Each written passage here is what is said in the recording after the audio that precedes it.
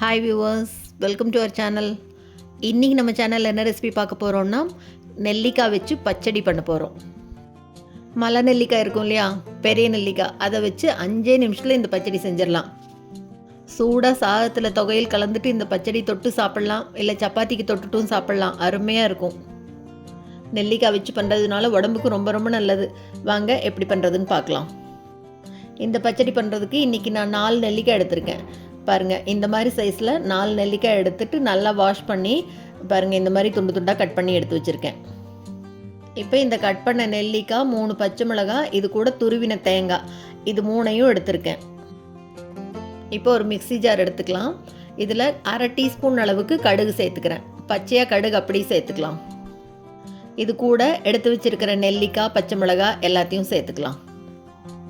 கடுகை பச்சையாக சேர்த்து அரைக்கும்போது இந்த பச்சடியோட டேஸ்ட் அருமையாக இருக்கும். இப்போ இது கூடவே துருவி வச்சுருக்கிற தேங்காயும் சேர்த்துக்கலாம். இது எல்லாத்தையும் இப்போ மிக்சியில் ஒரு ஓட்டிக்கலாம். பாருங்கள், இந்த மாதிரி கொரகொரப்பாக அரைச்சிட்டு இப்போ இது கூட தண்ணிக்கு பதிலாக தயிரே சேர்த்து அரைச்சிக்கலாம். தண்ணி சேர்த்த வேண்டாம், தயிர் சேர்த்து அரைக்கும் போது தான் நல்லா திக்காக டேஸ்ட்டாக இருக்கும்.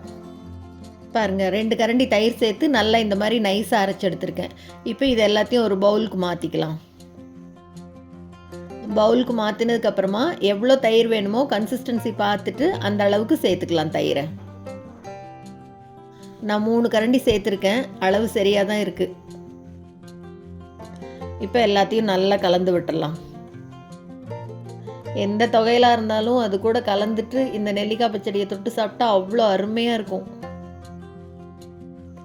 பாருங்கள், இந்த மாதிரி கன்சிஸ்டன்சியில் எடுத்துகிட்ருக்கேன். இப்போ இந்த பச்சடிக்கு தேவையான அளவு உப்பு சேர்த்துக்கலாம். பொடி உப்பு சேர்த்து நல்லா ஒரு தடவை கலந்து விட்டுடலாம்.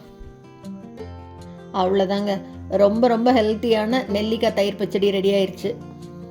இந்த நெல்லிக்காய் பச்சடிக்கு தனியாக தாளிக்கெல்லாம் வேண்டாம். தாளித்தோம்னா அந்த தாளிப்போட டாமினேஷன் தான் இருக்கும், இந்த நெல்லிக்காயோட டேஸ்ட் வராது. அதனால் அப்படியே தொட்டு சாப்பிட்டோம்னா தான் சூப்பராக இருக்கும்.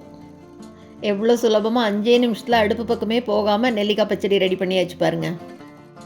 சூப்பரான இந்த ரெசிபி உங்களுக்கு பிடிச்சிருந்ததுன்னா லைக் பண்ணுங்கள், ஷேர் பண்ணுங்கள், கமெண்ட் பண்ணுங்கள். மறக்காமல் நம்ம சேனலை சப்ஸ்கிரைப் பண்ணுங்கள். கூடவே பக்கத்தில் இருக்கிற பெல் பட்டனையும் தட்டி விடுங்க. ஸோ நான் போடுற வீடியோ எதுவுமே மிஸ் பண்ணாமல் பார்க்கலாம். தேங்க்ஸ் ஃபார் வாட்சிங்.